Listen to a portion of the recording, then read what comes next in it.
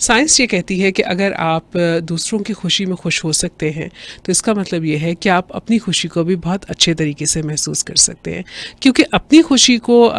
या अपने प्रॉब्लम्स को ओवरकम करने के लिए, अपने चैलेंजेस का मुकाबला करने के लिए आपको जिस करेज की, जिस हिम्मत की, जिस हौसले की ज़रूरत होती है, उसके लिए बहुत ज़्यादा ज़रूरी है कि जब आपके इर्द गिर्द में कोई लोग उसी से मिलते जुलते कोई ऑब्स्टिकल्स को, कोई हिंड्रेंसेस को, कोई चैलेंजेस को ओवरकम कर लेते हैं और कामयाब हो जाते हैं, तो आप उनको अप्रिशिएट करें, आप उनके लिए क्लैप ज़रूर करें। और अगर आप क्लैप नहीं भी कर सकते तो मुस्कुराएं ज़रूर, उनको दुआ ज़रूर दें, उनको ज़रूर थपकी दें या उनको ये बताएं। और अगर बता भी नहीं सकते, आपको लगता है कि बताने से भी पता नहीं क्या, कुछ लोग थोड़े शर्माते भी हैं, उनको लगता है थोड़ा ओवर हो जाता है, तो अपने दिल में उनके लिए ये जज्बा ज़रूर रखें कि वाह ज़बरदस्त, माशाल्लाह इन्होंने कर लिया है तो मैं भी कर सकता हूँ।